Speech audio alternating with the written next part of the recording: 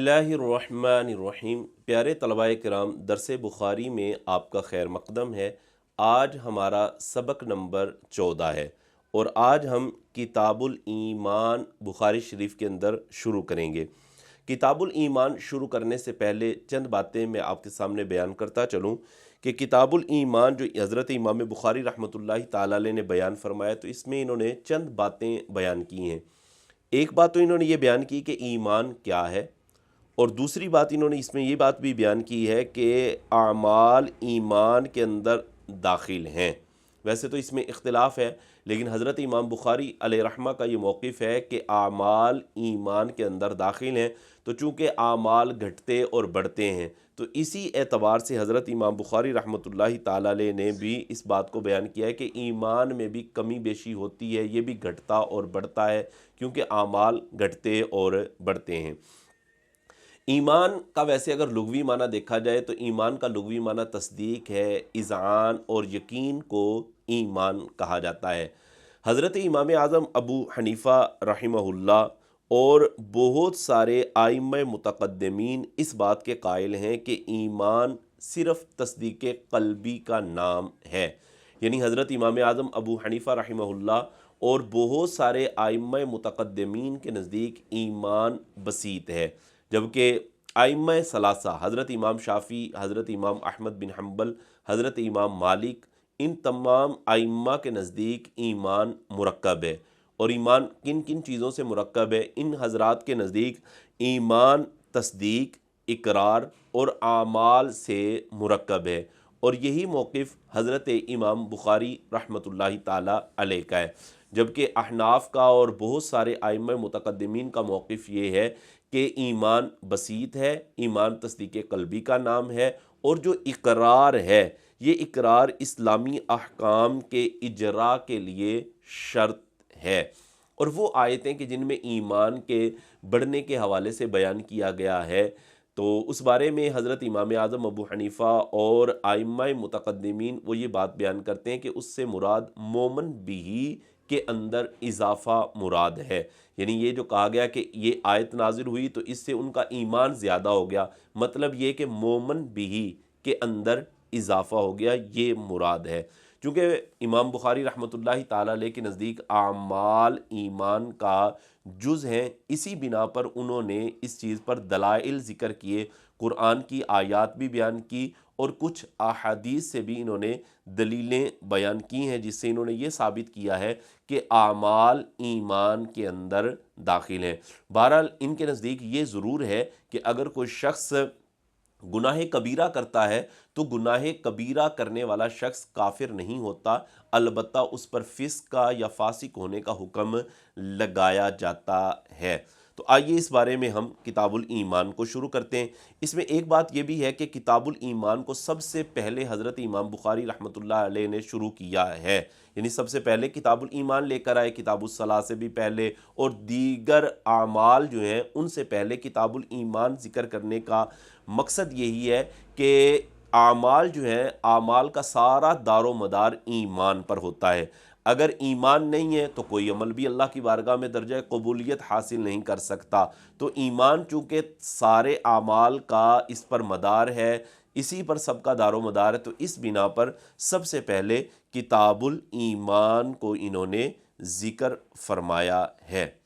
आइए शुरू करते हैं किताबुल ईमान। ईमान का लुग़वी माना मैं आपके सामने बयान कर चुका कि ईमान का लुग़वी माना तस्दीक, यकीन और इज़आन है, और इस्तिलाही तौर पर ईमान इसे कहते हैं कि जो नबी करीम सल्लल्लाहु अलैहि वसल्लम लेकर आए हैं उन सब पर ईमान लाना, यानी दिल से उनकी तस्दीक करना, ज़बान से उसका इकरार करना, इसको ईमान कहा जाता है।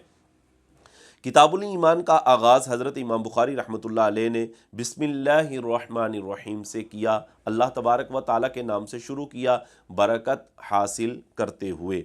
आगे फरमाते हैं बाबु कौलिन नबी सल्लल्लाहु अलैहि वसल्लम कि इस किताबुल ईमान का जो पहला बाब है वो नबी करीम सल्लल्लाहु अलैहि वसल्लम का ये जो फरमान है कि बुनियल इस्लामु अला खमसिन, कि इस्लाम की बुनियाद 5 चीज़ों पर है। हज़रत इमाम बुखारी रहमतुल्लाहि ताला अलैह ने इस बाब का आगाज़ حدیث کے ایک جملے سے کیا ہے۔ اور آگے وہی اپنا موقف بیان کرتے ہیں، فرماتے ہیں اور وہ ہوا، یہ وہ ہوا کی ضمیر جو ہے وہ اسلام کی طرف راجع ہے۔ وہ ہوا قول و فعل، اسلام قول اور فعل کا نام ہے، یعنی اس بات کی طرف حضرت امام بخاری نے اشارہ کیا کہ ایمان بسیط نہیں ہے بلکہ ایمان مرکب ہے۔ اور آگے خود ہی فرما دیتے ہیں، فرماتے ہیں وَيَزِيدُ وَيَنْقُصُ، اور ایمان زیادہ بھی ہوتا ہے اور وَيَنْقُصُ، اور ایمان میں کمی بھی آتی ہے۔ جب انسان گناہ وغیرہ کرتا ہے، معصیت کرتا ہے، تو اس وجہ سے کہتے ہیں ایمان میں کمی آتی ہے، اور اگر وہ نیکیاں کرتا ہے، اچھے اعمال کرتا ہے تو ایمان میں اضافہ ہوتا ہے۔ تو اسی بارے میں دلائل آگے قرآن سے انہوں نے بیان کیے۔ قال اللہ تبارک و تعالی، اللہ تبارک و تعالی نے ارشاد فرمایا، سورہ فتح آیت نمبر 4 ہے، ارشاد فرمایا لیزدادوا ایمانا مع ایمانہم، چاہیے کہ ان کے ایمان کے ساتھ ان کا ایمان بڑھے۔ جی ایک آیت یہ جس سے یہ بات بیان کی کہ ایمان زیادہ ہوتا ہے، اور آگے ایک اور آیت سورہ کہف آیت نمبر 13 سے ارشاد ہوا، فرمایا وَزِدْنَاهُمْ هُدًى، اور ہم نے ان کی ہدایت کو زیادہ کر دیا۔ دو آیتیں ہوں گئی۔ تیسری آیت وَيَزِيدُ اللَّهُ الَّذِينَ اهْتَدَوْا هُدًى، یہ آیت پاک سورہ مریم اور نمبر ہے آیت کا 76، کہ اللہ تبارک و تعالی ان کی ہدایت کو زیادہ کر دیتا ہے کہ جنہوں نے ہدایت پائی ہے۔ تین آیتیں ہو گئی۔ چوتھی آیت سورہ محمد آیت نمبر 17، فرمایا والذین اہتدوا زادہم ہدا، اور وہ جنہوں نے ہدایت پائی تو اللہ نے ان کی ہدایت کو زیادہ کر دیا، وآتاہم تقواہم، اور ان کو ان کا تقوی عطا فرمایا۔ چار آیتیں ہو گئی۔ پانچویں آیت سورہ مدثر اور آیت نمبر 31 ہے، ارشاد ہوا وَيَزْدَادُ الَّذِينَ آمَنُوا إِيمَانًا، اور اللہ تبارک و تعالی ایمان والوں کے ایمان کو زیادہ فرما دیتا ہے۔ جی اس سے اگلی آیت، یہ آیت سورہ توبہ کی آیت نمبر 124 ہے۔ وَقَوْلُهُ تعالی، اور اللہ رب العزت کا فرمان اَيُّكُمْ زَادَتْهُ هَٰذِهِ ایمانا، کہ اس صورت نے تم میں سے کس کے ایمان کو زیادہ کیا۔